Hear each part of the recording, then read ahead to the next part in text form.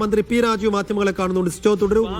P Raju മാധ്യമങ്ങളെ കാണുന്നതിലേക്ക് അന്ന് മുഖ്യമന്ത്രി തന്നെ സഭയിൽ പറഞ്ഞു, ഹൈക്കോടതിയുടെ മേൽനോട്ടത്തിലുള്ള അന്വേഷണമാണ്, ആ അന്വേഷണത്തിൽ എല്ലാവരും വിശ്വാസം അർപ്പിക്കുകയാണ് വേണ്ടത്. ഞങ്ങൾ തന്നെ പ്രതിപക്ഷ നേതാവിനോട് ചോദിച്ചു, നിങ്ങൾക്ക് ഹൈക്കോടതിയാണോ വിശ്വാസം, CBI ആണോ വിശ്വാസം? അദ്ദേഹം ഹൈക്കോടതിയല്ല CBI ആണ് വിശ്വാസം എന്ന് പറഞ്ഞിട്ടാണ് നിയമനിർമ്മാണ പ്രക്രിയ പൂർണ്ണമായിട്ടും പ്രതിപക്ഷം ബഹിഷ്കരിച്ചത്. പിന്നെ നേരെ മലക്കം പറഞ്ഞിട്ട് SIT വന്നു. ഇപ്പൊ അദ്ദേഹം പറഞ്ഞു ഈ ബന്ധമുണ്ട്. യഥാർത്ഥത്തിൽ ഇതെല്ലാം ഹൈക്കോടതിയുടെ മേൽനോട്ടത്തിൽ നടക്കുന്ന ആളുകളല്ലേ. ഹൈക്കോടതിയുടെ മേൽനോട്ടത്തിലാണ് ഓരോ ഉദ്യോഗസ്ഥനെയും ഹൈക്കോടതിയുടെ അംഗീകാരത്തോടു കൂടിയാണ് നിശ്ചയിക്കുന്നത്. യഥാർത്ഥത്തിൽ അതീവ ഗൗരവമായൊരു പ്രശ്നം പ്രതിപക്ഷ നേതാവ് ഉന്നയിച്ചു. മുഖ്യമന്ത്രിയുടെ ഓഫീസിൽ നിന്ന് ഫോൺ വഴി സമ്മർദ്ദം ചെലുത്തുന്നു. ഇപ്പോ പ്രതിപക്ഷ നേതാവ് പറയുന്നു ഇത് ലീക്ക് ചെയ്ത് കിട്ടാൻ വേണ്ടിയാണ്. അപ്പോൾ പ്രതിപക്ഷ നേതാവിനെ എവിടെ നിന്ന് ലീക്ക് ചെയ്ത് കിട്ടി? മുഖ്യമന്ത്രിയുടെ ഓഫീസിൽ നിന്ന് പ്രതിപക്ഷ നേതാവിനെ വിളിച്ചു പറഞ്ഞു നിങ്ങളൊന്ന് സമ്മർദ്ദം ചെലുത്തണം, അങ്ങനെയാണോ? അപ്പൊ അദ്ദേഹം ഓരോ ദിവസവും പറയുന്ന കാര്യങ്ങൾ യഥാർത്ഥത്തിൽ നിങ്ങൾ ആ അവതരണ രീതി കണ്ടിട്ട് അതിലങ്ങ് നിൽക്കുന്നു എന്നുള്ളത് കൊണ്ടാണ് ഓരോ ദിവസവും പറയുന്നത്. പിറ്റേ ദിവസം നമ്മൾ വൈരുദ്ധ്യം കാണണ്ടേ? ഞങ്ങൾ ഗവൺമെന്റ് ഈ തുടക്കം മുതൽ പറയുന്നു ഹൈക്കോടതിയുടെ മേൽനോട്ടത്തിൽ അന്വേഷണം അത് പൂർണ്ണമായിട്ട് മുന്നോട്ട് വരട്ടെ. ഇപ്പോ SIT വിശ്വാസം ഇല്ല എന്ന് പറയാനുള്ള കാരണം എന്താ?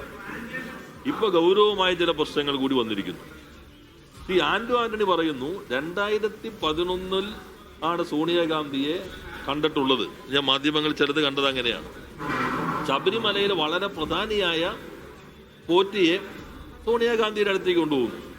അപ്പൊ അന്നേ ശബരിമലയിൽ വളരെ പ്രധാനിയാണ് പോറ്റി എന്ന് UDF സാക്ഷ്യപ്പെടുത്തുന്നു. ആ പോറ്റിയും ഗോവർദ്ധനും തമ്മിൽ ഒന്നിച്ചു നിൽക്കുന്ന ഇതേവരെ വന്ന ഏക ചിത്രം അങ്ങേയറ്റം കർക്കശമായി സുരക്ഷയുള്ള സോണിയാഗാന്ധിയുടെ വീട്ടിൽ UDF കൺവീനർ ഉൾപ്പെടെയുള്ള ആളുകൾ നിൽക്കുന്ന ഏക ചിത്രം മാത്രമാണ്. അപ്പോൾ SIT ഏതെങ്കിലും ഒരു ഘട്ടത്തിൽ നിൽക്കരുത്. ഇപ്പൊ നിങ്ങൾ തന്നെ പറയുന്നുണ്ടല്ലോ വേറെയും ചില മോഷണങ്ങൾ അവിടെ നടന്നിട്ടുണ്ട്. അത് പേരിലേക്ക് എത്തണം.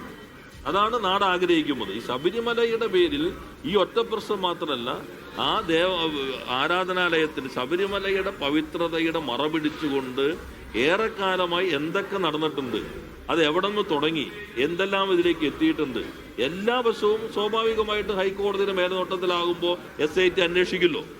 SIT അന്വേഷിക്കും എവിടേക്ക് വരെ പോകും? ശ്രീ രമേശ് ചെന്നിത്തലയ്ക്ക് എന്ന് പറഞ്ഞ് പുരാവസ്തു അന്വേഷണം. നേരത്തെ തന്നെ പുരാവസ്തുവിന്റെ വിദേശത്ത് കടയുള്ള സഹോദരിയുള്ള നേതാവും ഇന്ത്യയിലുണ്ട് എന്നുള്ളത് മാധ്യമങ്ങൾ വന്നിട്ടുണ്ടല്ലോ. അപ്പൊ ഇങ്ങനെ പല ഭാഗങ്ങളിലേക്ക് അന്വേഷണം പോകുമോ?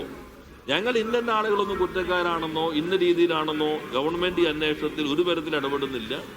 ഇതിന്റെ സത്യം പൂർണ്ണമായിട്ട് വെളിയിലേക്ക് കൊണ്ടുവരണം. ഇതിനകത്ത് ഉൾപ്പെട്ടിട്ടുള്ള മുഴുവൻ ആളുകൾ നിയമത്തിന് മുൻപിലേക്ക് കൊണ്ടുവരണം.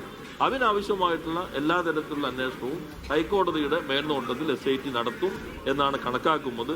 ഇപ്പോ അവിശ്വാസം പറയുന്നത് ഇത് പലയിടങ്ങളിലേക്കും അന്വേഷണം വ്യാപിക്കുമെന്ന ഭയത്തെ തുടർന്നാണ് ഈ മടക്കം മറിച്ചൽ പ്രതിപക്ഷ നേതാവ് നടത്തുന്നത്. കോൺഗ്രസ് നേതാക്കളിലേക്ക് എത്തുന്നുള്ള ഭയമാണ് ഞാൻ പറഞ്ഞ കാര്യം എന്ന് വെച്ചപ്പോ ആന്റണി പറഞ്ഞ് നിങ്ങൾ ശ്രദ്ധിച്ചിട്ടുണ്ടാവല്ലോ. 2011 ശബരിമലയിലെ പ്രധാനിയായ പോറ്റിന്നാണ്. അപ്പൊ എന്നാ പ്രധാനിയായത്? ആര് വഴി പ്രധാനിയായി? ആ പ്രധാനിയായാൽ ഒരു ദിവസം ഈ പറയുന്ന പ്രശ്നത്തിൽ മാത്രമാണോ ഈ കളവ് നടത്തിയിട്ടുണ്ടാവുക? അതിന് മുൻപ് എന്തൊക്കെ നടത്തിയിട്ടുണ്ടാവും? സ്വാഭാവികമായിട്ടും അതുമായിട്ട് ആരൊക്കെ ബന്ധമുണ്ട് ചിത്രങ്ങളെല്ലാം പറയുന്നത്. അപ്പൊ എല്ലാ വശവും അന്വേഷിക്കട്ടെ.